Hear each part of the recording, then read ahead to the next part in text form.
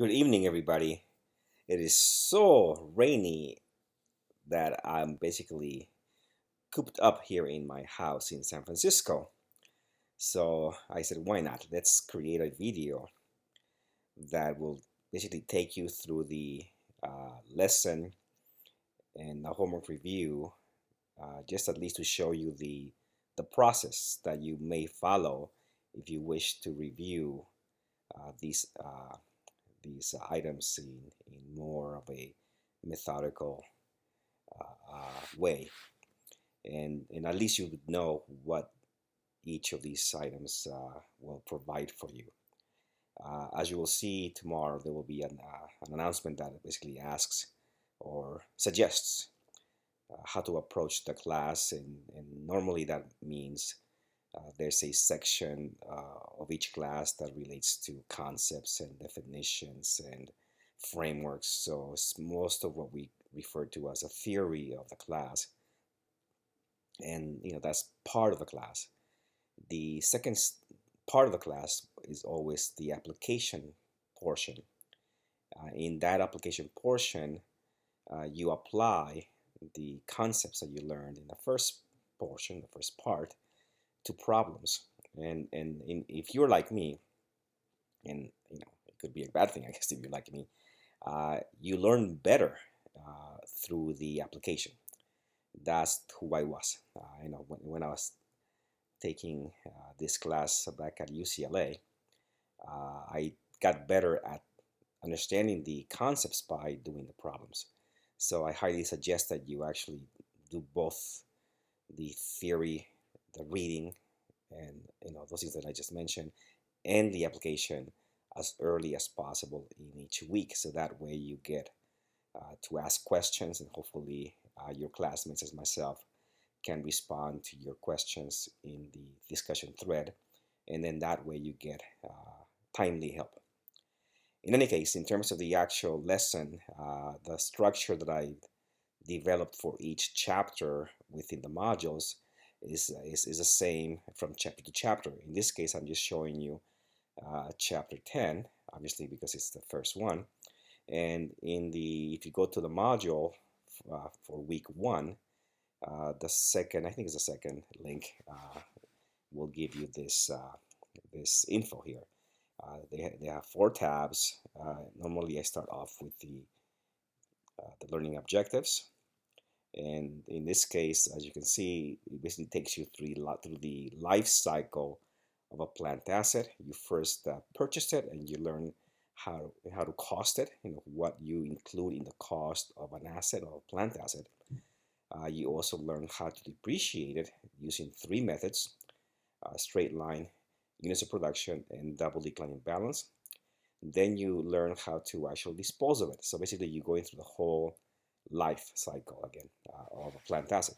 You're going to then do something similar to that for natural resources, a different type of asset, and also intangibles. At the end, you have a couple of other topics. Learning objective number 6 deals with some aspect of financial analysis as it relates to the chapter 10 topics. I don't really emphasize this LO. This LO, or this financial statement analysis piece, is found after almost every chapter. I kind of defer much of that to chapter 17, which has all of them again, and so I don't focus too much on these during the rest of the quarter. Then you also have a final topic, which actually relates to disposals here. Disposals, when you get rid of an asset finally at the end of its life, or maybe before you even use it up completely, you're going to be disposing of the asset by either discarding it or selling it. But it's a third way, a third method to actually get rid of it, and it will be exchanging or trading your old asset for a new one. And this is a little more complicated than the first 2, so they put this topic in the appendix.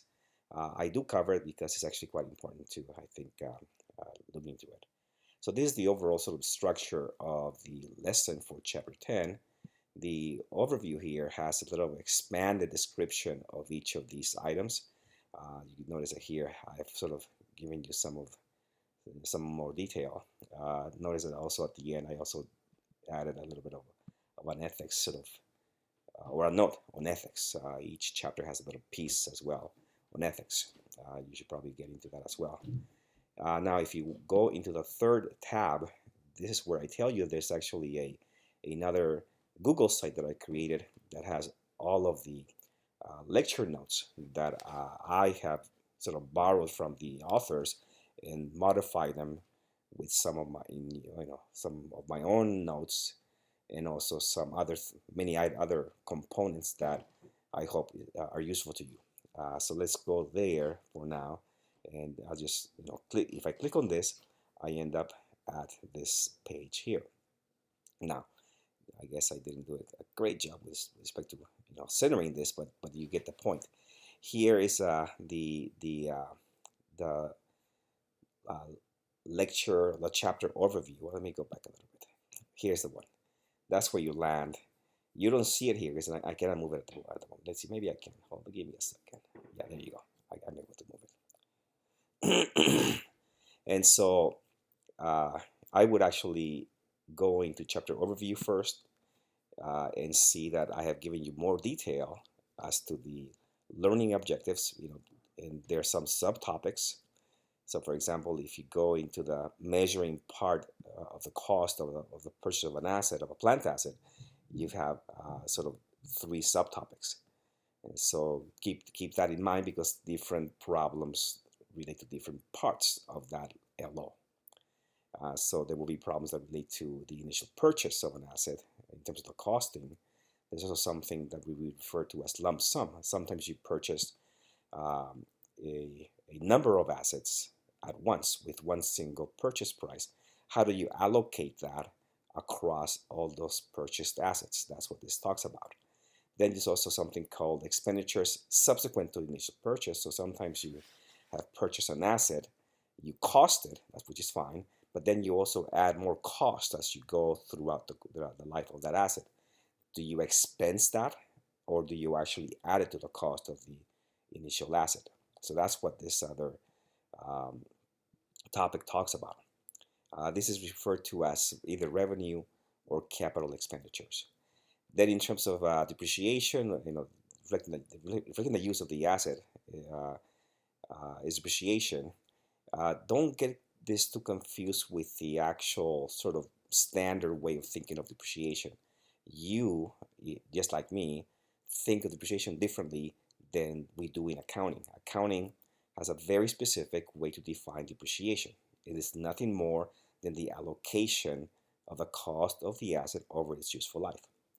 So nothing to do with loss of value, nothing to do with the physical deterioration. Even though we try to match the method, it really is very arbitrary.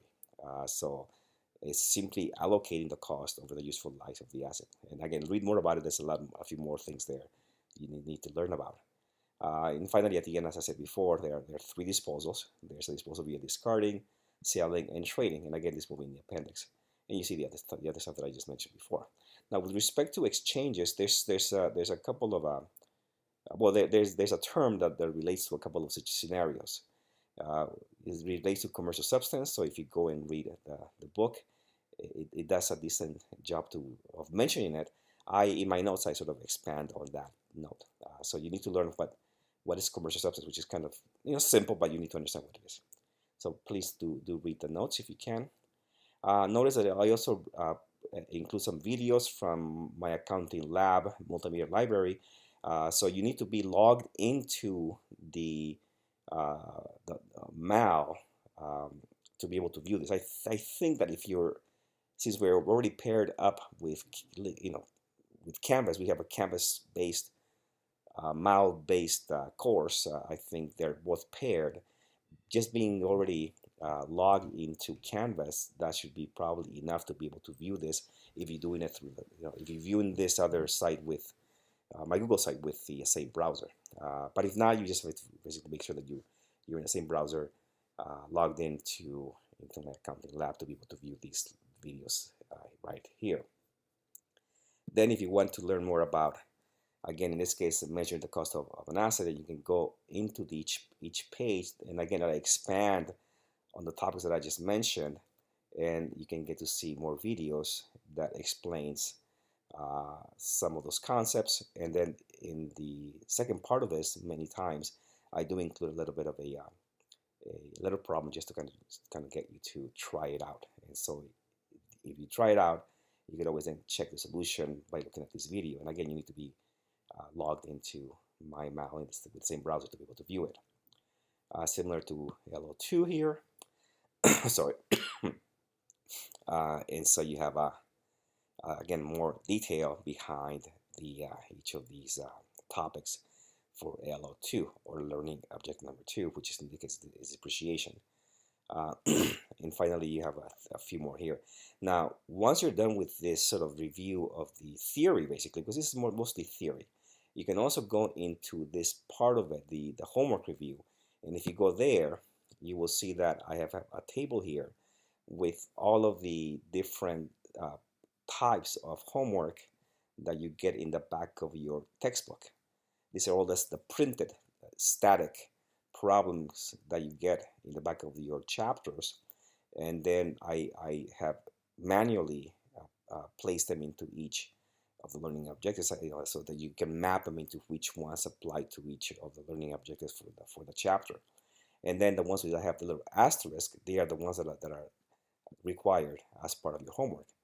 So if I were to, for example, to then want to eventually go obviously do my homework assignment in MAL, before I do that, I would want to go and review exercise 10, chapter 10, 17. So if I do that, for example, I can do, click on that, and if I do so, I'm brought over to this given information for that problem, which is the same one as you'll see in your textbook, the static one, and then it shows you a solution in Excel format.